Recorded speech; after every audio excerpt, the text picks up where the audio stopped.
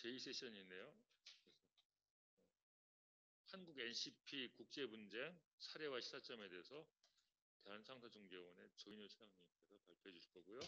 그다음에 토론으로 법무부인 KDH에서 임창국 변호사님, 그리고 그 다음에 현담법률사무소에서 이성원 변호사님께서 토론해 주실 겁니다. 그래서 지금 40분 시간으로 잡혀 있고요. 근데 시간을 한 5분 정도는 깎아서 진행하시면서 또 토론하시고 하면 되겠습니다. 그러면은 대한상사중재원의 조인효 차장님께서 발표해 주시고 하시겠습니다. 여러분 박수로 좀 환영해 주시죠.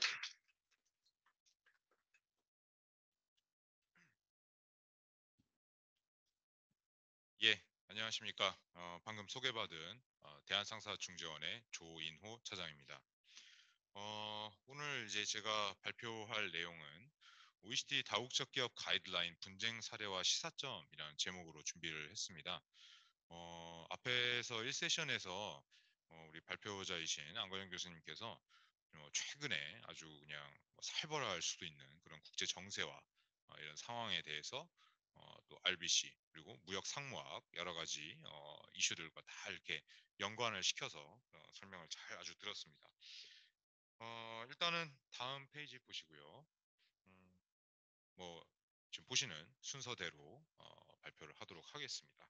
먼저 첫 번째 세션으로 들어가겠습니다. 개관이고요. 뭐 앞에 세션에서도 지금 뭐 말씀을 많이 들으셨지만은 지금 뭐 국제 정세나 어떤 그런 뭐 분위기가 정말 뭐 복잡하고 어지럽고 참 뭐 심상치가 않습니다. 미중 간의 어떤 패권 경쟁뿐만이 아니라 뭐 지금 장기화되고 있는 뭐 러시아 우크라이나 전쟁 이슈도 있고요. 또 그걸로 인해서 또 여러 가지 또 부수적인 또 어떤 효과들이 일어나면서 우리나라뿐만 아니라 세계 경제나 어떤 무역에 많은 영향들을 미치고 있습니다. 지금 뭐 보고 계신 뭐 기사를 제가 이제 스크랩 해온 부분인데요. 전쟁으로 인해서 어떤 공급망에 문제가 생기면서 뭐 우리나라뿐만 아니라 각국이 지금 초비상이다. 뭐 이런 얘기들은 지금 많이 들으셨을 겁니다. 뭐 아주 분야도 다양하죠. 지금 뭐 제가 이 발표 자료에 있는 지금 어떤 뭐 식량이라든지 뭐 이런 거는 뭐 이미 많이 들으셨고 또 뭐 얼마 전 뉴스 보니까 또 뭐 러시아 측에서 이제 가스 공급을 유럽 쪽으로 굉장히 많이 보냈었는데 이제 뭐 그런 것들을 뭐 줄이는 뭐 이런 걸로 인해서 지금 뭐 유럽에서도 뭐 에너지 대란 뭐 이런 얘기들도 지금 뉴스에서 아주 심상치 않게 많이들 보고 있습니다. 이런 뭐 공급망이라든지 어떤 이런 뭐 자원 또 우리 인간이 살면서 어, 반드시 필요한 어떤 뭐 식량이라든지 이런 문제들이 결국 다 지금 얼기설기 엮여가지고 지금 많은 이슈들을 지금 만들어내고 있습니다. 다음 페이지 보시겠습니다. 예, 앞에서 1세션에서 지금 뭐 말씀을 뭐 많이 해서 뭐 아주 뭐 제가 이런 거에 대해서 아주 구체적으로 말씀드리지는 않겠습니다. 근데 참 이런 거를 보면은 지금 계속 이 공급망에서 나오는 이슈들, 기초 어떤 뭐 자원이라든지 이런 우리 지금 현대 사회에서 필수적으로 들어가는 어떤 그런 자원이나 재료들을 지금 굉장히 어떤 무기화하고 있고 그런 거에 대한 어떤 대응이 굉장히 필요하다라는 것들을 잘 아실 수가 있을 겁니다. 특히 이제 뭐 어떻게 보면 뭐 정말 우리 세계에서 가장 뭐 큰 힘을 가지고 있는 빅2 뭐가 될 수 있겠죠. 미국이랑 중국이 이렇게 지금 큰 고래들이 싸우고 있는데 정말 우리나라에서 준비를 잘 하지 않으면은 정말 고래 싸움에 새우등이 터질 수 있는 그런 상황이 올 것 같아서 참 걱정되는 부분입니다. 특히 이제 이런 히토류라든지 이런 자원의 무기화라는 걸 보면요. 참 뭐 개인적으로 제가 어렸을 때 즐겨 하던 그 게임 스타크래프트를 연상케 합니다. 각자 이제 그 광물, 가스 이런 걸 채취해서 병력을 만들어서 상대방을 공격하고 그다음에 더 많은 자원을 확보하기 위해서 그 경쟁을 하는 그런 뭐 게임의 구도와 지금 현재 지금 세계에서 일어나고 있는 어떤 이런 자원을 놓고 총성 없는 전쟁 뭐 이렇게 표현을 하기도 하죠. 이런 전쟁을 벌이고 있는 이런 구도가 참, 참 이 긴장의 끈을 놓을 수 없게 만드는 그런 것 같습니다. 다음 페이지 보시겠습니다.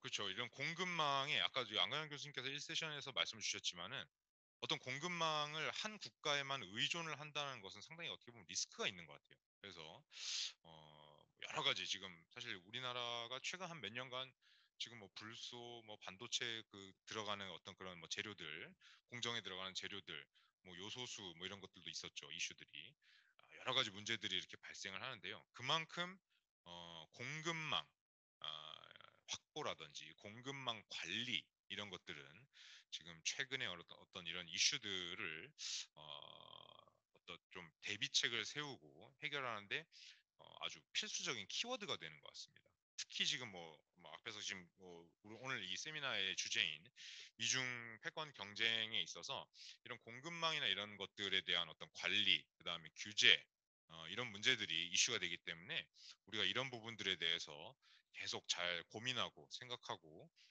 대비를 해야 될 필요가 있다고 생각을 합니다. 다음 페이지 일단 보시고요. 사진이 상당히 제가 참 멋있다고 생각하는 사진인데요. 참 이 사진에 참 여러 가지 이야기들이 많습니다. 지금 이게 다 목화밭이에요. 예, 그 목화밭인데 이게 지금 그 중국의 신장 위구르 지역에 있는 목화라고 합니다. 이 목화가 생각보다 전 세계에서 재배되는 그 지역이 그렇게 많지 않다고 하더라고요. 뭐 우즈베키스탄이라든지 뭐 신장 위구르 지역이라든지 인도, 뭐 미국. 하여튼 이 목화가 면을 생산하는 재료인데 이 어떤 공급이 굉장히 이렇게 뭐 좀 다양한 루트가 이제 확보가 돼 있지 않다 보니까 여기 이 면화, 목화에서 나오는 이 공급망 이슈들이 상당히 문제가 많이 됐었고 지금도 그렇습니다. 그래서 그 미국이 얼마 전에 발표했던 뭐 신장 위구르 뭐 강제 노동 금지 관련된 법률이라든지 이런 거에 있어서 우리가 지금 이 사진을 보면서 많은 생각을 하게끔 합니다. 그래서 이런 공급망이라든지 어떤 뭐 공급망에 따른 인권 실사, 기업 책임 병영 이런 것들을 우리가 어떻게 대비를 하고 어떻게 준비를 할 수 있을 것인가 라는 문제를 생각을 해봤을 때 가장 좋은 도구가 될 수 있는 것 중에 하나가 바로 OECD 다국적 기업 가이드라인이라고 생각을 합니다. 그래서 지금 저희가 다음 세션에서 그럼 OECD 다국적 기업 가이드라인이 도대체 무엇인가? 네, 그걸 먼저 알아야겠죠. 그래서 우리 OECD 다국적 기업 가이드라인을 먼저 한번 살펴보고 또 이 OECD 다국적 기업 가이드라인이 가지고 있는 굉장히 중요한 특징 중에 하나인 다른 어떤 국제 문서와는 다른 특징인 국내 연락사무소 이제 NCP라고 하는데요. 이 NCP에 관해서 알아보고 실제 이 NCP에서 다룬 사례들을 살펴보면서 우리 기업들이 이 OECD 다국적 기업 가이드라인, 기업 책임 병영, 공급망 관리, 인권 실사 등등등과 해서 어떻게 이런 것들을 준비할 수 있는지 살펴보도록 하겠습니다. 자, 먼저 OECD 다국적 기업 가이드라인에 대해서 간단하게 알아보겠습니다. 우선 OECD 다국적 기업 가이드라인은요, 1976년 최초로 채택이 되었고 그 이후로 5차례 개정을 통해서 지금 계속 그 범위와 다루는 범위와 내용들이 지금 보강이 돼 왔습니다. 그래서 현재 2011년도 5월에 개정된 버전이 지금 현재 적용이 되고 있고요. 지금 OECD에서 다음 버전에 대한 개정을 지금 열심히 준비하고 있다고 합니다. 이 OECD 다국적 기업 가이드라인 같은 경우는요, 아까 그 1세션 토론에 우리 문은현 원장님께서 말씀해 주신 대로 그 UN 그 가이딩 프린시플스 UNGP라고 얘기를 하는데요. 이 UNGP도 굉장한 의미를 가지고 있는 국제 문서입니다. 이 UNGP와 맥락을 같이 하고 있습니다. 심지어 지금 2011년도 개정 버전에 들어간 인권에 관한 부분은 이 UNGP의 내용을 거의 그대로 차용을 했다라고 볼 정도로 지금 OECD와 UN이 서로 아주 선의의 경쟁을 하고 있는 것으로 생각이 됩니다. 이 OECD 다국적 기업 가이드라인을 한마디로 뭐라고 표현하냐라고 누군가 물어보시면 다국적 기업이 자발적으로 준수하여야 할 모범적 행동 규범에 관한 원칙과 기준이다. 라고 말씀을 드릴 수 있겠습니다. 자, 그럼 다음 페이지 보시겠습니다. 자, OECD 다국적 기업 가이드라인은 지금 보시는 표와 같이 구성이 되어 있습니다. 일반 정책, 정보 공개, 인권, 고용 및 노사 관계, 환경, 뇌물 방지, 소비자 보호, 과학 및 기술, 경쟁, 조세 이렇게 1장에서 이런 지금 파트를 다루고 있습니다. 지금 이러한 파트들은 지금 요즘 아주 핫하죠. ESG라든지 이런 내용들의 내용과 거의 그대로 겹친다라고 말씀을 드릴 수 있을 정도로 해당 내용을 모두 담고 있습니다. 사실 이 OECD 다국적 기업 가이드라인이 1976년도 최초에 채택이 됐을 때는 이 정도까지 이 주제들이 다양하지는 않았습니다. 근데 계속 발전하면서 이런 지금 포괄적인 지금 거의 우리 기업이나 전 세계 기업들이 관심을 가지고 있는 분야들을 모두 망라하고 있다고 보입니다. 다음 페이지 넘어가서 지금 이 OECD 다국적 기업 가이드라인의 어떤 챕터별 간단한 내용들을 지금 다루고 있습니다. 세부적인 내용까지 다 일일이 설명을 드리기는 조금 시간 관계상 부족해서 간단하게 그냥 보시면 되겠습니다. 정보 공개에서는 기업의 구조나 활동, 재무 상태 이런 것들을 이제 공개를 해라, 적시에 공개해라 이렇게 얘기를 하고 있고요. ESG에서 말하는 이제 G에 들어가는 내용들이 상당히 많겠죠. 인권 파트에서는 인권을 존중하고 아까 그 말씀드린 그 UNGP에 관련된 내용들이 거의 그대로 들어 있습니다. 특히 인권 실사 의무라는 부분인데요. 우리 지금 앞에서 말씀드렸던 공급망이나 이런 것들에 관련돼서 굉장히 중요한 의미를 가지고 있는 부분입니다.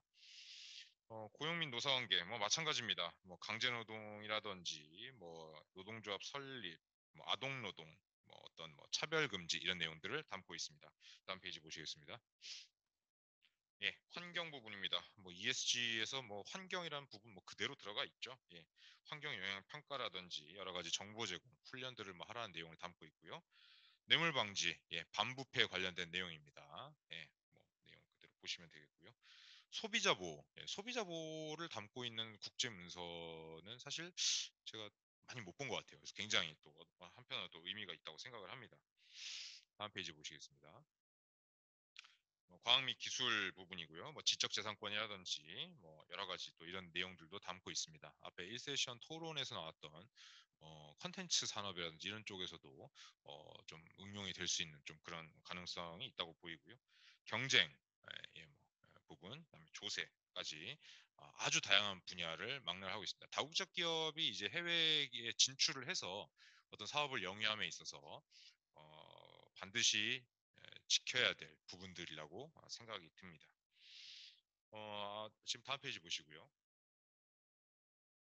앞에서 이제 지금 우리 주제가 이제 공급망이나 이런 기업 책임경 이런 것들에 대해서 지금 이야기가 많지 않습니까? 그래서 이 OECD 다국적 기업 가이드라인 내에서 다루고 있는 특히 이제 공급망과 관련된 부분에 다루고 있는 내용들을 조금 조문을 그대로 가지고 왔습니다.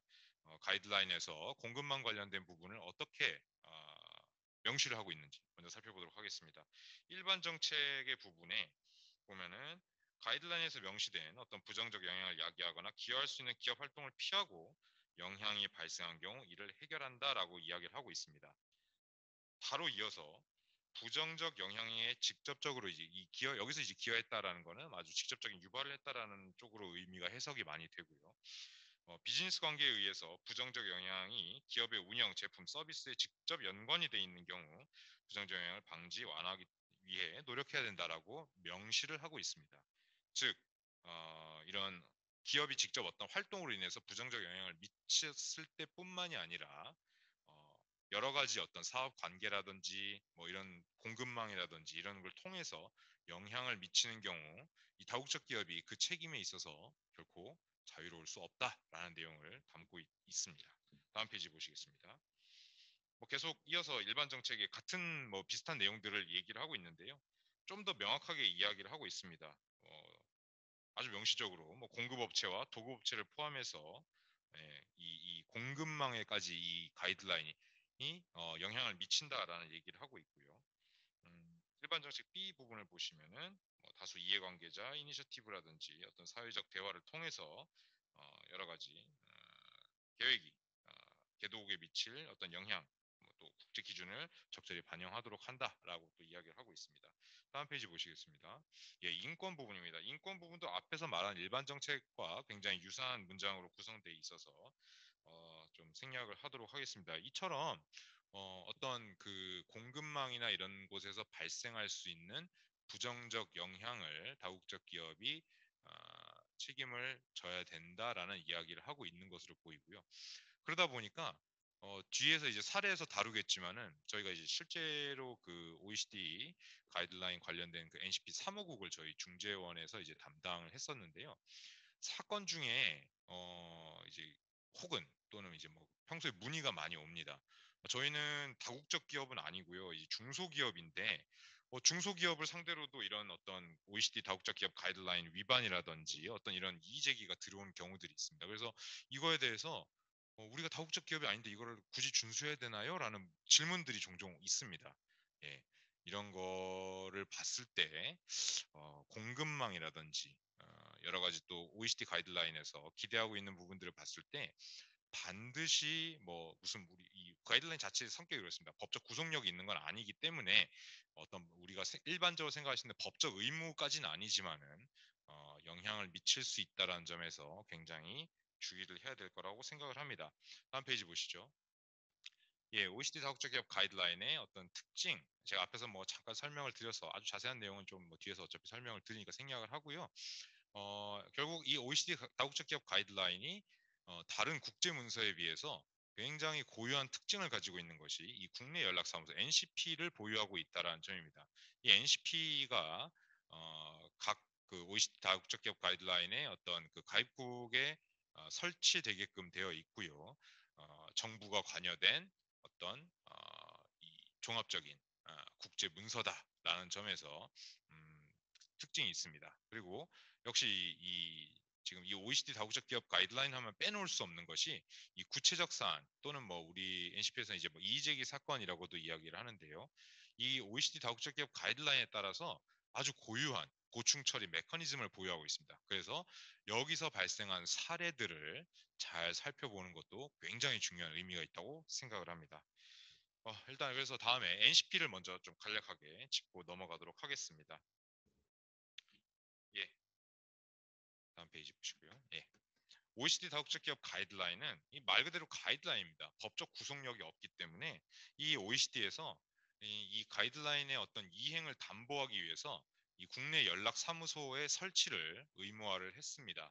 그래서 이 국내 연락 사무소에서 어떤 구체적 사안, 이의제기 사건 등을 잘 다루고 또 어떤 그런 홍보 활동이나 이런 걸 할 수 있도록 그 명시를 하고 있습니다.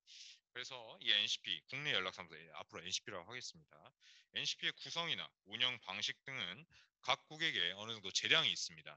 굉장히 좀 다양한 형태로 구성이 되어 있는데요. 각국마다 굉장히 좀 다르긴 합니다. 그러나 이 NCP를 구성하는 네 가지 핵심 기준을 OECD 다국적 기업 가이드라인에서 명시를 함으로 인해서 어느 정도 기능적인 동등성을 유지하도록 지금 뭐 이야기를 하고 있습니다. 다음 페이지 보시죠. 예, NCP가 하는 업무를 간략하게 네 가지로 정리를 했습니다. 이의제기 사건 처리하고 가이드라인 홍보하고 그다음에 이거 관련된 질의응답 그리고 매해 애뉴얼 리포트라고 하죠. 매 활동 상황 보고를 하는 그런 업무들을 주로 하고 있습니다. 다음 페이지 보시겠습니다. 예, 한국 NCP의 어떤 구조를 표로 설명을 한 부분인데요. 일단 뭐 정부위원, 민간위원 구성되어 있고 대한상사중재원이 사무국 역할을 지금 하고 있습니다. 다음 페이지 보시겠습니다. 이 이제 그 절차도가 이의제기 사건이 실제로 들어왔을 때 흘러갈 수 있는 그 차트 흐름입니다. 지금 뭐 보시는 바와 같이 일단 흐름으로 진행이 되고요. 결국 성명서 발표라든지 예, 그 권고가 되든 뭐 어떤 형태가 되든 성명서 발표가 되면서 절차가 투명하게 공개가 되고 있다라는 내용을 우리가 아실 수 있습니다. 구체적인 내용은 조금 시간 관계상 생략을 하도록 하겠습니다. 다음 페이지 보시죠. 예, OECD 다국적 기업 가이드라인 2부에서는 1부에서는 아까 이제 뭐 제가 말씀드렸던 여러 가지 그 챕터로 많은 부분을 다루고 있는데요. 2부에서는 이 국내 연락사무소라든지 아니면 이 OECD 다국적 기업 가이드라인의 이행에 관련된 내용을 다루고 있습니다. 어, 아주 구체적인 내용은 조금 시간 관계상 생략을 하겠습니다. 일반 원칙에 따라서 공정하고 예측 가능하고 공평하고 가이드라인과 부합되게끔 이 가이드라인을 이행할 것을 NCP에서 공고를 하고 있습니다. 다음 페이지 보시겠습니다. 네, 지금 여기서부터는 지금 아까 그 앞에서 그 차트에 관한 내용을 조금 뭐 자세하게 설명을 한 부분인데요. 시간 관계상 조금 뭐 설명을 좀 뛰어넘도록 하고요. 다음 페이지 보시겠습니다. 예, 이쪽도 뭐 좀 생략을 하도록 하겠습니다. 합의일인 경우, 예, 뭐 이것도 지금 뭐 설명을 뭐 굳이 드리지 않아도 그냥 보시면 아실 수 있을 것 같아서 넘어가고요. 이제 이 부분이 이제 그 어떤 그 이의제기 사건이 쭉 진행이 되고 구체적 사안이 진행이 되고 마지막에 이제 성명서 발표를 한다라든지 아니면은 뭐 권고를 한다라든지 이런 식으로 이제 마무리가 되는데요. 각 국가마다 이 좀 관행이라고 할까요? 좀 처리하는 방식도 좀 제각각입니다. 저희가 이제 연구를 좀 하다 보니까 크게 나눴을 때 두 가지 부류로 나눌 수 있습니다. 미국이나 캐나다, 그리고 영국, 네덜란드, 덴마크. 이 나눈 기준은 미국과 캐나다 같은 경우는 이의제기 절차, 구체적 사안을 다룸에 있어서 당사자들 간의 어떤 좀 합의나 조정이 잘 되지 않았을 때 어, 이 뭐랄까요? NCP에서 당사자들에게 어떤 그 조정 절차에 포커스를 맞춰서 어, 권고를 뭐 할 때는 합니다만은 그 어떤 정도가 굉장히 좀 약한 느낌이 들어요. 예. 그에 반면 영국이나 네덜란드, 덴마크의 경우에는 조정 절차나 주선 절차를 통해서 당사자들이 좀 대화를 이어나가는데 이 마지막에 좀 이게 좀 잘 안 되거나 풀리지 않는 경우에 이들 국가 같은 경우는 OECD 다국적 기업 가이드라인을 위반했는지 여부에 대해서 NCP가 판단을 내립니다. 일종의 판정이라고도 표현을 하는데 이런 판단을 내리는 데 있어서 굉장히 어떻게 보면 좀 적극적으로 NCP가 임하고 있다라고도 보이기도 합니다. 사실 이 두 가지 형태가 어느 것이 더 낫다, 뭐 어느 것이 더 뭐 못하다라는 측면이 아니라 이런 지금 국가별로 관행이 조금씩 다르다라는 점들을 보여주고 있습니다. 사실 이런 부분들이 2011년도 개정 당시에도 굉장히 많은 논란이 있었다고 합니다. 그래서 어떻게 보면 지금 현재 우리 가이드라인에서 이야기를 하고 있는 그 성명서 발표 부분에 보면은 이게 아주 명시적으로 되어 있지는 않습니다. 권고를 하도록 되어 있기는 한데 이 OECD 다국적 기업 가이드라인을 위반했는지 여부를 밝힐 것인지 밝히지 않을 것인지 아니면 뭐 권고를 뭐 어떻게 해야 되는지를 아주 구체적으로 말하지 않고 있는데 이런 부분들에 대해서 NCP에게 좀 재량을 부여했다라고 보입니다. 덴마크 NCP 사례가 있는데요. 이건 뒤에 사례에서 말씀드리기 때문에 생략하도록 하겠습니다. 예, 네덜란드 NCP 사례도 마찬가지 부분이고요. 네덜란드 NCP 같은 경우는 아까 뭐 말씀드린 대로 기업에 대한 어떤 OECD 다국적 기업 가이드라인의 위반 여부를 조금 명시적으로 이야기를 하고 있는 편에 속하게 됩니다. 어, 그래서 이제 뭐 권고랑 이런 어떤 위반 여부 결정에 대해서 좀 뭐 상당히 이슈가 많습니다. 예전부터 사실 이슈가 많이 되던 부분인데요. 구체적 사안의 어떤 이런 그 처리 절차가 어떤 사법 절차가 가지는 엄격성과는 다르게 좀 뭐랄까요, 좀 어떤 다양한 시도를 제공한다는 점에 있어서 사실 뭐 어느 한쪽이 무조건 옳다라고 말할 수는 없는 것 같습니다. 만약 어느 한쪽이 굉장히 옳다라고 했으면은 OECD에서 개정을 할 때 아주 명시적으로 얘기를 하지 않았을까, 예, 뭐 그런 생각을 해보고 있습니다. 예, 다음 넘어가고요. 각국의 NCP에서 다뤘던 이 실제 이의제기 사건들에 대해서 한번 살펴보도록 하겠습니다. 지금 이 첫 번째 사건은요, 우리나라뿐만이 아니라 사실 다른 나라들, 노르웨이나 네덜란드나 다른 나라에도 거의 동일하게 제기됐던 사례입니다. 우리나라에 이제 굉장히 유명한 제철 회사를 상대로 이제 제기된 사건인데요. 지금 보시다시피 이 왼쪽에 빨간 부분은 이제 이 제기자, 이 신청자들이 이 다국적 기업이 이 가이드라인을 위반했다라고 주장하면서 이제 주장했던 내용들을 담고 있습니다. 인도 내 제철소를 건립을 함에 있어서 어떤 뭐 인권이나 환경에 관한 어떤 영향 평가를 실시하지 않았다. 그리고 이런 어떤 뭐 폭력 사태가 발생한 데 있어서 이 다국적 기업이 책임이 있다라고 이제 주장을 하고 있고요. 이 제철회사 측에서 다국적 기업 쪽에서는 이런 뭐 어떤 폭력 사태와 관련된 어떤 인권 침해는 그 해당 국가의 정부의 공권력에 관련된 이야기지 이 다국적 기업의 어떤 액션이 취해진 것은 아니다라고 주장을 하고요. 또 뭐 여러 가지 환경 영향 평가라든지 여러 가지 조사들을 실시했다라고 주장을 하고 있습니다. 그래서 이 사건 같은 경우는 지금 제가 지금 조사한 곳 제가 업무를 했을 때 세 개 국가에서 이 같은 사건이 진행이 됐습니다.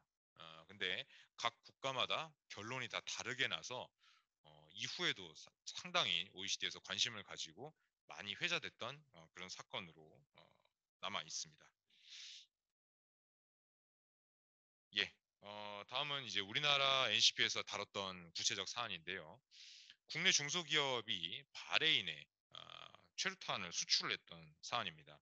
그래서 이 국제인권단체에서는 이 최루탄의 사용으로 인해서 인권이 굉장히 침해되었다라고 주장을 합니다. 그래서 수출 중단을 요구를 했고요. 국내 기업에서 이제 이야기를 하기로는 우리는 다국적 기업이 아니다. 우리는 뭐 국내에서 그냥 공장에서 생산을 해서 단순히 수출만 할 뿐이지 외국에 이제 뭐 사무소를 두거나 그런 기업이 아니다라고 주장을 하면서 지금 또 그리고 이 최루탄의 과다 사용이나 오남용이 자신들의 어떤 행위로 이루어진 것은 아니다라고 주장을 했습니다. 그래서 결국 이 사건이 이제 굉장히 팽팽하게 이루어지다가 결국은 이제 1차 평가 단계에서 이제 종료가 되긴 했는데요. 1차 평가 종료가 되자마자 제 기억에 바로 직후에 결국 이 중소기업에서는 최루탄 수출을 그만두는 것으로 그렇게 결정을 했다라고 뉴스를 통해서 접한 바가 있습니다. 다음 페이지 보시겠습니다. 예. 아까 말씀드렸던 그 덴마크 NCP에서 나왔던 사례입니다. 이거 굉장히 유명한 사례라서 아마 많은 분들이 아실 거예요. 라나플라자 사건이라고 해서 2013년도에 그 방글라데시에서 라나플라자라는 의류 공장이 붕괴라는 사건이 있었습니다. 그래서 그 의류 공장 내에 들어있던 그 여러 그 하청 업체들이 그 하청 업체들이 있었는데 이 하청 업체들의 원청이 어디냐? 우리가 막 이렇게 이름만 대면 잘 아는 그런 패스트 패션 브랜드들이 그 속해 있었고요. 그 브랜드의 하청 업체들이 그 공장에 있었습니다. 어떻게 보면 그 의류 업체의 공급망이죠. 예. 그래서 그러니까 의류업계 근로조건 개선을 요구하는 그런 NGO나 이런 곳에서 그 유명한 다국적 기업 의류 생산 업체를 상대로 공급망 관리가 잘못되었다. 인권, 고용 및 노사관계 등등등 여러 가지 기업의 어떤 관행이 OECD 다국적 기업 가이드라인을 위반했다라고 주장을 하면서 이의 제기가 들어오게 됩니다. 그래서 이제 뭐 공급 업체 리스트들을 공개하고 외부 생산이 이루어지는 경우에 어떤 뭐 정기적으로 보고서를 작성해서 공개를 해라라고 주장을 하고 있고요. 이에 있어서 의류 생산 업체는 자신들이 2013년도 4월 달에 이 사건이 일어났는데 2012년도 12월에 현장 방문을 했을 때 어떠한 그런 문제도 발견하지 못했다. 여러 가지 뭐 근로자들을 위한 복지나 휴식 이런 프로그램들이 잘 시행되고 있고 뭐 아동 노동이나 이런 것들도 전혀 발견되지 못했다라고 주장을 했습니다. 근데 결국 이 덴마크 NCP에서 해당 내용들을 쭉 조사를 해보고 결론을 내린 것이 이 의류 회사는 OECD 가이드라인에 충족시킬 만큼의 그런 관행을 하지 않았다라고 결론을 내립니다. 그러면서 덴마크 NCP에서 내린 결정이 권고가 1년의 시간을 더 줄 테니 지금 이 권고, 이제 부족한 부분들에 대해서 보완을 하라고 아주 구체적으로 권고를 내렸습니다. 그래서 그 다음 해 덴마크 NCP가 다시 이 의류업계에게 1년 동안 어떠한 업무를 했습니까? 라고 질의를 했고 그거에 대해서 팔로우업 한 부분들을 보고를 받았는데 거기서 이제 발표된 리포트를 보면은 이 덴마크 에 위치한 이 다국적 기업 의류업체가 굉장히 덴마크 NCP가 이야기한 내용을 잘 수행을 했고 그 기준에 맞춰서 이행을 했기 때문에 이전에 이제 이 OECD 다국적 기업 가이드라인의 위반이라고 이야기했던 부분을 삭제할 만큼 잘 이행을 했다라고 발표를 하면서 어떻게 보면 굉장히 좀 전화위복이라고 할까요? 예. 굉장히 좀 잘 이런 걸 따르는 기준을 잘 따르는 기업으로 그런 이미지 변신을 할 수 있는 그런 계기가 되지 않았나 그렇게 생각을 합니다. 다음 페이지 보시겠습니다. 마찬가지로 이제 뭐 독일 NCP에서 나왔던 그 라나플라자 관련된 사건인데요.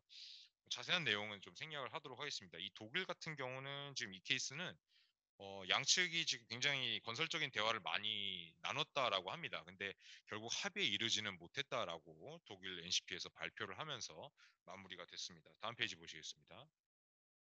예, 네덜란드 NCP에서 다뤘던 또 굉장히 유명한 케이스인데요. 우리 네덜란드에 그 유명한 맥주 회사가 있습니다. 녹색병으로 유명한 그 유명 맥주 회사가 있는데요. 이 회사가 지분을 가지고 있는 그 콩고 민주공화국 내에 있는 어떤 맥주 회사의 직원들이 이제 그 내전 당시에 이제 부당하게 해고를 당했다라고 해서 이 제기가 들어왔었고 이 맥주 회사에서는 자신들이 아주 불가피한 상황 때문에 그런 일이 벌어졌었던 것이다라고 이제 항변을 하면서 서로 이야기를 나눴습니다. 그래서 콩고에 있는 이 근로자들 전 직원들과 이 네덜란드에 있는 이 회사에서 굉장히 건설적인 대화와 많은 협상을 통해서 구체적인 내용은 그 최종 성명서에 기재가 되진 않았는데 잘 해결이 되었다라고 하면서 아주 어떻게 보면 훈훈하게 마무리가 된 케이스입니다. 지금 이 케이스에서 우리가 지금 자세한 내용까지 다 볼 수는 없지만은 그 내용에 보면 그런 내용들이 있습니다. 대사관이라든지 그 여러 가지 정부 부처에서 많은 도움을 줘서 아주 좋은 대화를 나눌 수 있었다라는 부분이 참 뭐 여러 국가의 NCP들에게 시사하는 점이 크다고 생각을 합니다. 다음 페이지 보시겠습니다. 목화 사건인데요. 이게 지금 우리나라뿐만이 아니라 영국, 스위스, 프랑스, 독일 많은 국가의 NCP에서도 다루어졌던 사건입니다.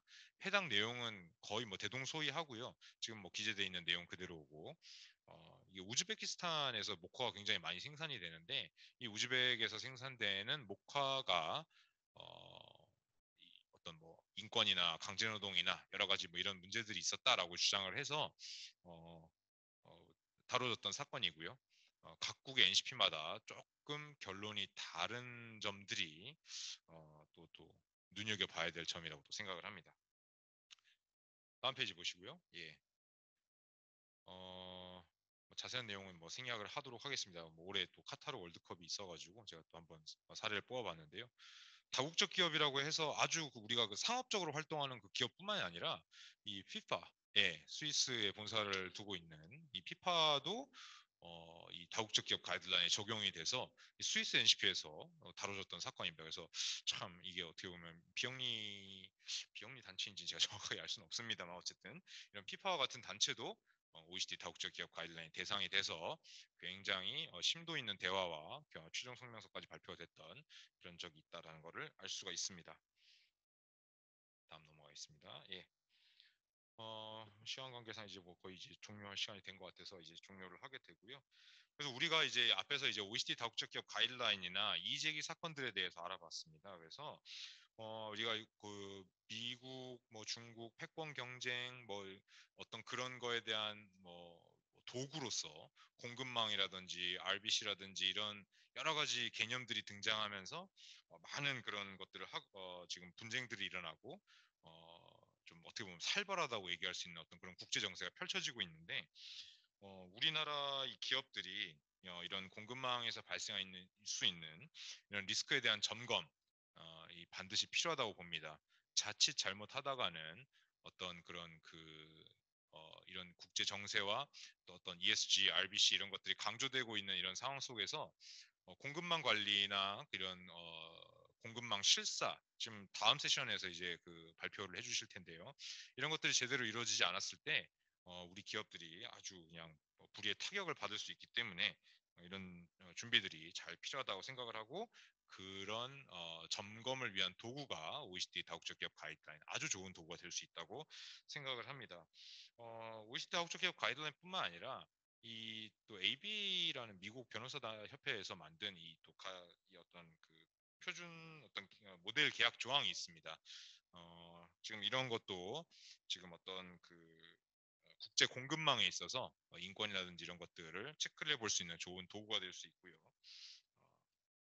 어떻게 보면 이런 부분들이 굉장히 지금 우리 또 무역 계약, 무역 상무학의 어떤 주축을 이루는 무역 계약과 어떤 ESG, 기업 책임형 RBC와의 어떤 융합을 보여주고 있는 그런 사례들이 아닌가. 또 앞으로 이런 것들이 더 발전해 나가기 때문에 더 많은 관심과 연구가 필요하지 않은가 이렇게 생각을 하면서 발표를 마치도록 하겠습니다. 감사합니다. 조현우 차장님의 발표 잘 들었습니다. 네, 아주 따끈따끈하고 시사성 있고 그 다음에 국제 어떤 무역 분야에서 꼭 알아야 될 어떤 그런 법규적인 장점이라고 볼 수 있습니다. 여기 대해서 토론을 하실 텐데요. 토론 어느 변호사님부터 먼저 하실 건가요? 예, 그러면 이성원 변호사님부터 먼저 토론 진행하시겠습니다.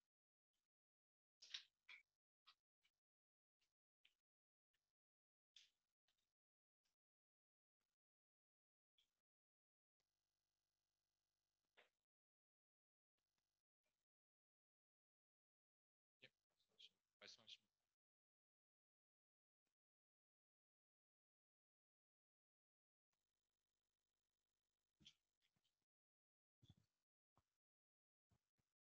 예,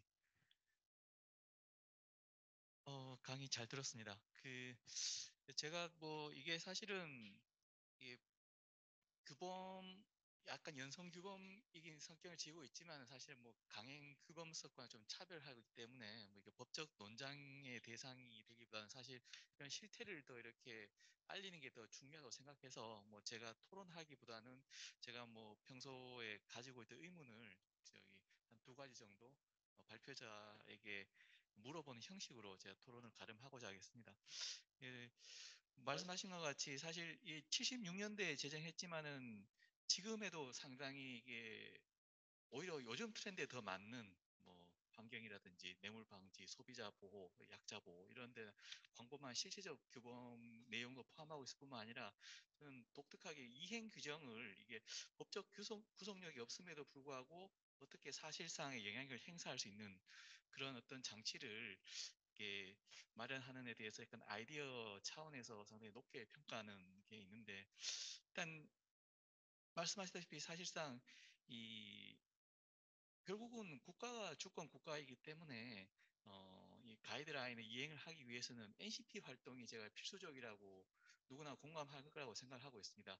근데 사실은 이게 또 NCP가 또 자국 내 각 처한 개별적 상황에 의존하다 보니까 다 차별성이 있을 수밖에 없는데 우리가 국제 경제나 할 때 사실 염두에 두는 게 내국민 대우 같은 차별 금지가 상당히 중요한 이슈화가 되는데 그러면 NCP들 간에서도 원활한 협력 또는 말하자면은 물론 차이는 있겠지만 어떤 결정의 일관성 확보도 큰 과제로 하나 보이는데 여기에 대해서 발표자 의견을 한번 여쭤보시는 게 제가 첫 번째 질문이고 그다음에 두 번째는 현실적으로 그런 사실 법적 규제가 없다 보니까 우리도 그렇지만 주위의 시선에 굉장히 인식하듯이 이 독특하게 동료 평가, 그러니까 피어 리뷰라고 해서 굉장히 강조하는 이 실행을 위해서 하는 거에 대해서 사실 추상적으로 이런 게 있다기보다는 사실 우리도 이렇게 평가를 받은 걸로 있는데 우리가 받은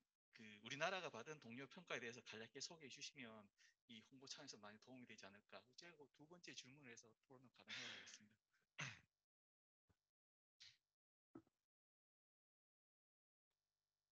어떻게 보면 먼저 첫 번째 토론자분의 질문에 먼저 일단 대답을 드리고 또 하도록 하겠습니다. 우선 첫 번째 부분인데요.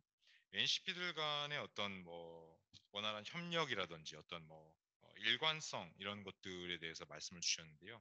예, 뭐 아주 날카롭고 예리한 말씀입니다.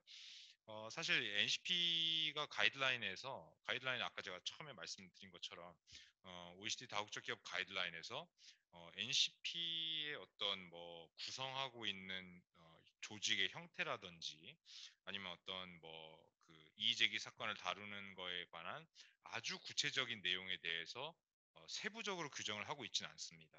그 말인즉슨 각국 NCP에게 어느 정도의 좀 넓은 재량을 부여했다고 보이는데요. 그 해당 내용들을 살펴보게 되면은 그 각국이 처한 상황이나 뭐 정치적인 어떤 배경, 뭐 어떤 뭐 기술적으로 발전된 정도라든지 여러 가지 그런 상황들이 다르기 때문에 어떤 그 OECD에서 굉장히 예컨대 수준 높은 정도의 어떤 기준을 일괄적으로 적용을 하게 되면은 오히려 그 NCP들이 그 기준에 부합하지 못할 수도 있다라는 거를 인식을 하고 있더라고요. 예전에 이제 그 OECD 본부에서 이렇게 회의를 할 때 그렇지 않아도 지금 그런 이야기들이 많이 있었습니다. 그래서 그때 당시에 이제 그 워킹 파티에 있던 그 체어가 이야기를 했던 부분들이 기억을 해보면은 아까 말씀드린 대로 오히려 유연성을 부여를 함으로 인해서 더 널리 적용될 수 있고 더 널리 이 모범 관행들이 퍼져나갈 수 있도록 유도를 하는 어떻게 보면 좀 문턱을 낮췄다라고 볼 수 있겠죠. 예. 아마 그런 거를 일부러 목표로 하고 조금 그런 유연성이나 탄력성을 많이 부여를 한 것 같고요. 그럼에도 불구하고 그렇다고 해서 너무 중구난방으로 뭐 제각각으로 가면 안 되니까 가이드라인에서 이야기하고 있는 네 가지 핵심 기준이 있습니다. 우리 바타라고 줄여서 얘기를 하는데요. 제가 아까 그 발표 자료에 들어 있습니다. 그래서 제가 그 가시성이라든지 접근성이라든지 투명성 그리고 책임성 이 네 가지를 이야기를 하고 있습니다. 그래서 가이드라인에 명시적으로 네 가지 핵심 기준에는 부합되게끔 할 것을 이야기를 하고 있고 또 이런 것들에 대해서 매년 연례 보고서 애뉴얼 리포트를 통해서 각국의 활동 상황이나 이런 것들을 보고를 하고 또 그 거의 뭐 1년에 한 서너 번 정도 각국 NCP가 파리에 모여서 그 본부에 모여서 서로 회의를 하고 그 워킹 파티에서 점검을 합니다. 그래서 좀 부족한 부분이나 이런 것들에 대해서 서로 배우고 이런 부분들을 통해서 조금씩 더 보완하는 그런 걸 통해서 각국 NCP들이 좀씩 발전을 하고 있는 것 같고요. 두 번째 부분에 있어서 이제 동료 평가 피어 리뷰에 관해서 말씀을 주셨습니다. 몇 해 전에 우리나라 NCP도 피어 리뷰를 받고 굉장히 그것 때문에 많은 분들이 고생을 많이 해주시고 신경을 많이 써주셨습니다. 그 우리나라 NCP 그 동료 평가에 관해서 뭐 아주 그냥 간략하게만 말씀을 드리면은 여러 가지 좀 뭐 권고들이 있기는 했습니다. 예. 뭐 그래서 어떤 뭐 기관 구성이나 어떤 구조에 관해서 좀 더 뭐 어떤 이해관계자나 어떤 뭐 그런 시민단체가 됐든 뭐 NGO가 됐든 뭐 여러 가지 다양한 그 스테이크홀더라고 하는 이해관계자들의 과의 관계를 좀 증진시킬 것을 이야기를 했고요. 크게 또 두 번째로 홍보 활동 관련돼서 더욱더 홍보 활동에 증진할 것을 그렇게 권고를 한 바가 있습니다. 마지막으로 구체적 사안을 다룬 점에 대해서는 좀 더 어떤 그 구체적 사안을 우리나라 NCP가 이제 그 최종 성명서를 발표할 때 조금 더 구체적으로 권고를 내려서 좀 도움을 줄 것을 그렇게 이야기한 바가 있습니다. 예, 이상입니다. 예, 네. 임창욱 변호사님. 예, 임창국 변호사입니다. 예, 발표 정말 잘 들었고요. 예, 저도 한 두 가지 정도 질문을 준비를 했습니다.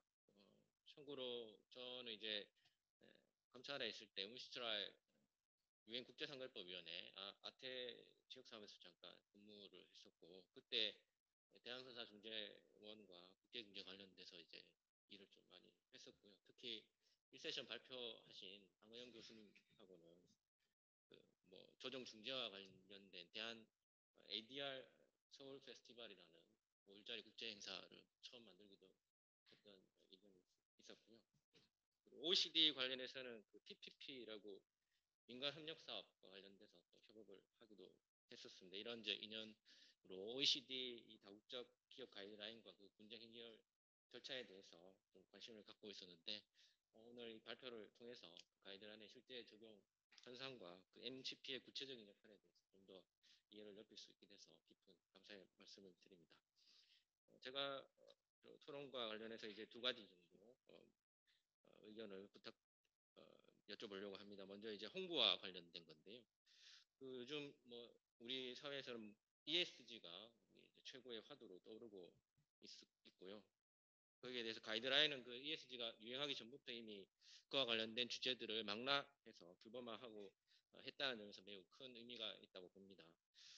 그럼에도 불구하고 일선에서 이제 실무를 하다가 보면 기업 관계자들이 ESG는 알지만 이 OECD 가이드라인이나 그 분쟁 절차에 대해서는 잘 모르는 경우가 종종 있더라고요. 그래서 사실 그 수출 위주의 다국적 기업이 많은 이제 우리나라 상황과 오늘 발표 내용과 같이 뭐 이미 제철 회사 같은 대기업뿐만 아니라 중소기업에서도 국내외로부터 이의제기가 들어오고 있는 이런 이제 현실에 비추어 본다면 이런 현상은 다소 이제 개선 여지가 있어 보입니다.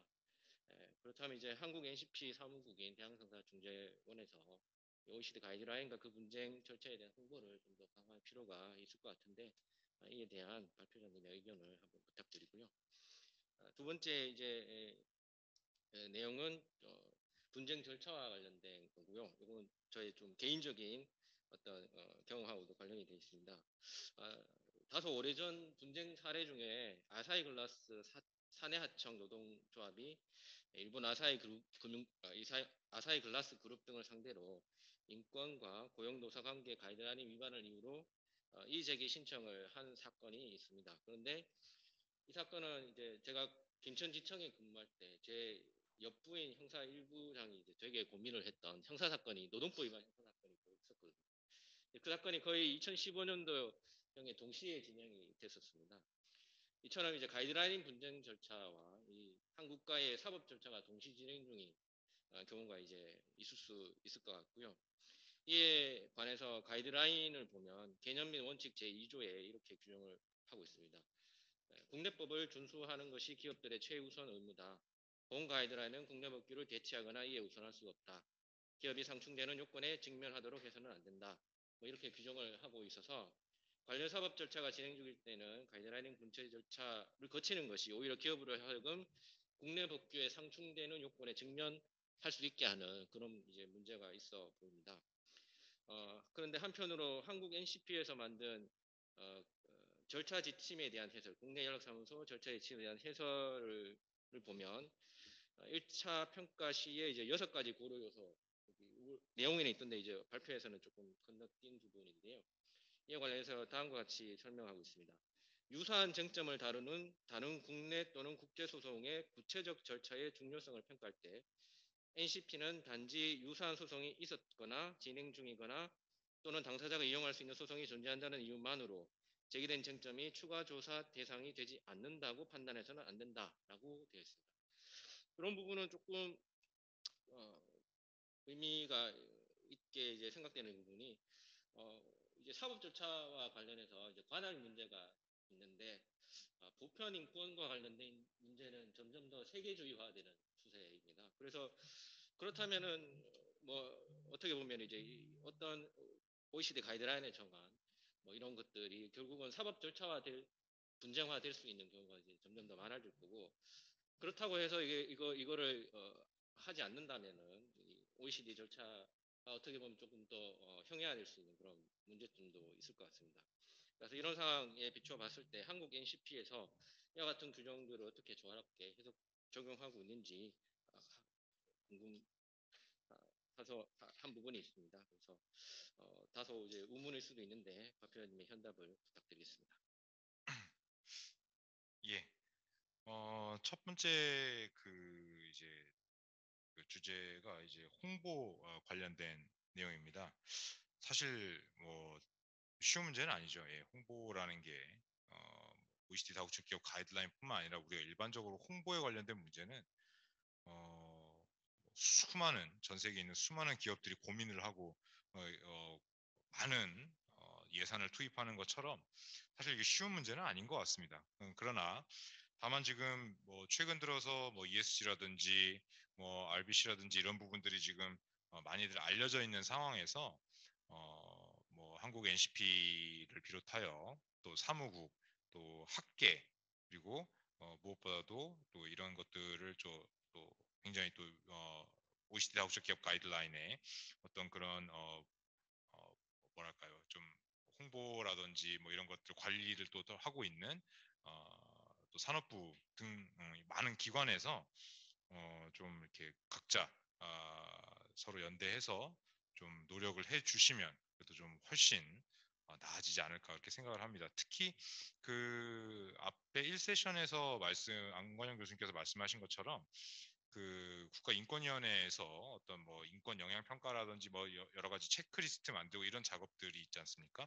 그런 거와 유사하게 이 OECD 가이드라인도 어떤 공기업이나 공공기관이나 국가기관 이런 데서들도 많이 좀 활용을 해서 좀 퍼지게 되면은 자연스럽게 사기업이라든지 여러 그런 곳까지 영향을 더 이렇게 좀 미칠 수 있는 어떤 그런 통로가 될 수 있지 않을까 그렇게 생각을 해보고 있습니다.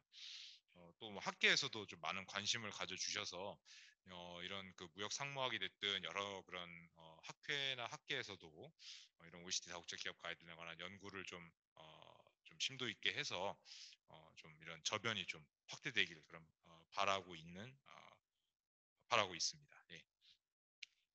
분쟁 절차 관련해서 이제 아사히 글라스 사건 이야기를 해주시면서 이 NCP의 어떤 이의제기 사건 구체적 사안이 그 해당 국가의 어떤 그런 그 소송 절차에 있다는 이유만으로 추가 조사 대상이 되어서 안 된다라는 부분 관련해서 이야기를 주셨는데요.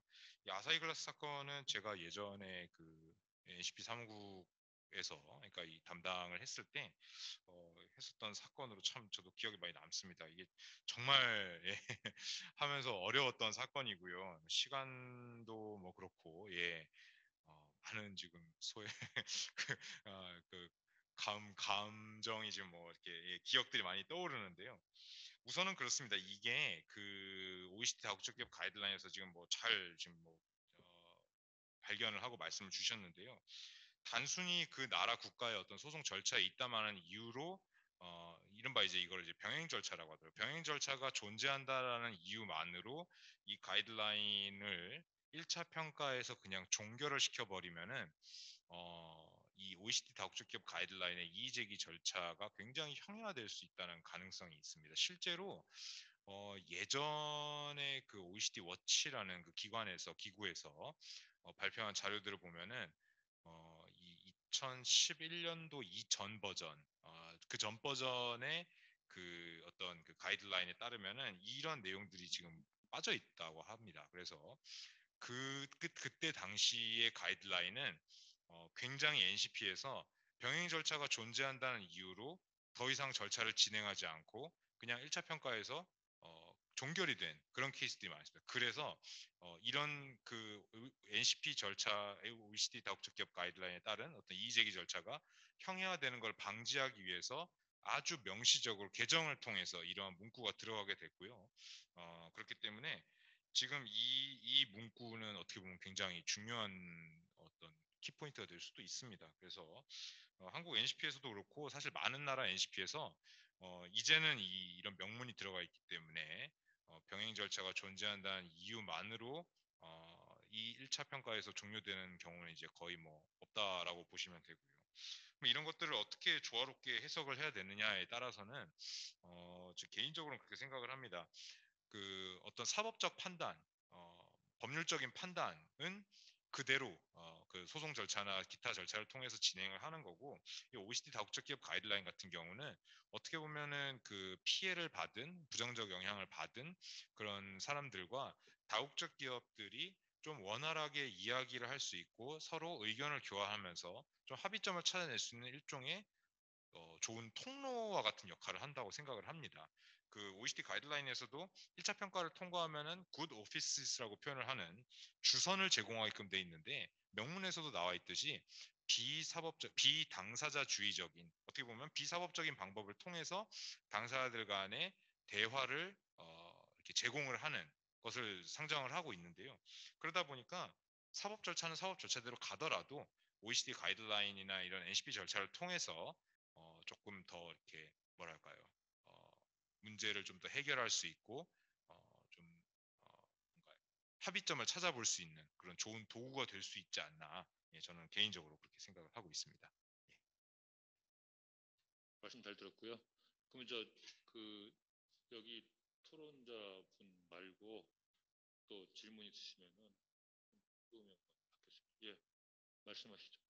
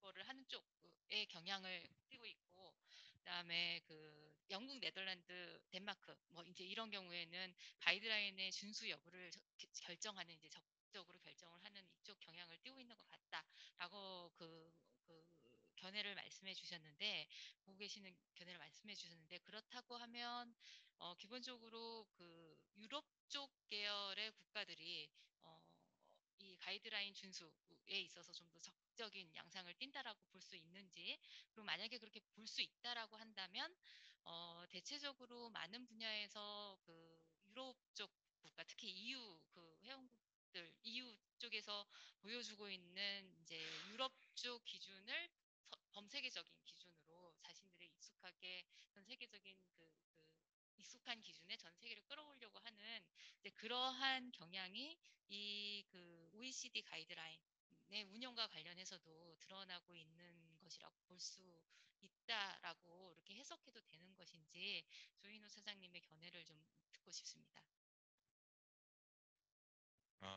예, 일단 좀 개인적으로는 적절하게 예, 보신 것 같습니다. 일단 저도 저 개인적으로 생각했을 때는 확실히 미국이나 캐나다나 뭐 약간 이렇게 좀 북미 쪽이라든지 이런 쪽에서는 아무래도 조금 더 뭐랄까요 기업의 활동을 조금 더 이렇게 조금 뭐 규제를 한다기보다는 모르겠습니다. 그게 뭐 자국의 이익을 위해서 뭐 그런 배경이 있는지까지는 뭐 조금 의문이긴 합니다만 그래도 조금 그 미국 NCP나 캐나다 NCP에서 발표됐던 그런 어떤 그 최종 성명서들을 보게 되면은 일단은 굉장히 조정을 하는 거에 포커스가 많이 맞춰져 있는 경향들이 있었습니다. 그래서 조정을 시도해보고 조정이 만일에 결렬이 되는 경우에는 그냥 조정이 잘 안 돼서 뭐 안타깝다. 그리고 당사 조정 절차는 여기까지가 끝이다. 그리고 만일에 당사자들이 더 어떤 조정이나 이런 것들을 할 의사가 있다면은 뭐 예를 들면 미국 NCP는 뭐 당사자들을 더 지원할 것이다. 이런 식으로 해서 마무리가 되는 경향들이 있더라고요. 경우에 따라서 이제 뭐 권고가 있을 수도 있는데 그리고 캐나다도 마찬가지인데 캐나다 같은 경우는 뭐 제가 아까 설명을 좀 생략을 했지만은 뭐 아시는 분들 굉장히 잘 아실 겁니다. 그 doing 뭐 캐네디안 웨이 비즈니스 에스 캐네디안 웨이 해가지고 그 캐나다 방식에 따른 뭐 사업 활동 뭐 이렇게 하자라는 그런 캠페인들이 있었습니다. 그래서 그 캐나다 NCP에서는 조정에 좀 더 포커스를 두긴 하지만은 대신에 이 조정 절차에 성실하게 참여하지 않는 경우에 굉장히 큰 페널티를 부여하는 그런 어떤 제도를 또 운영하고 있었다라는 점에서 조금 뭐 특색이 있었던 것 같고요. 영국이나 네덜란드, 덴마크 같이 확실히 뭐 저도 개인적으로 그렇게 생각을 합니다. 유럽 쪽에 있는 국가들이 아무래도 이런 좀 인권이라든지 어떤 뭐 아마 다음 세션에도 나올 것 같습니다. EU에서 굉장히 어떤 그런 인권 실사라든지 이런 데 굉장히 좀 적극적으로 임하고 있는 걸로 보았을 때 아마 그런 쪽도 좀 영향이 있지 않나. 그래서 NCP도 어떤 그런 인권 실사, 공급망 실사 이런 거가 결코 떼낼 수 없는 OECD 다각적 기업 가이드라인이 떼낼 수 없는 그런 어떤 국제 문서고 형식이다 보니까 확실히 좀 유럽 쪽이 다른 나라에 비해서 조금 더 적극적으로 임하고 있다고 저도 생각을 합니다. 예. 또 질문 있으시면 한번 더 받겠습니다. 네. 없으시면은 이것으로 제2세션은 끝을 내겠습니다. 토론과 발표 질문 박수 한번 더 주시죠.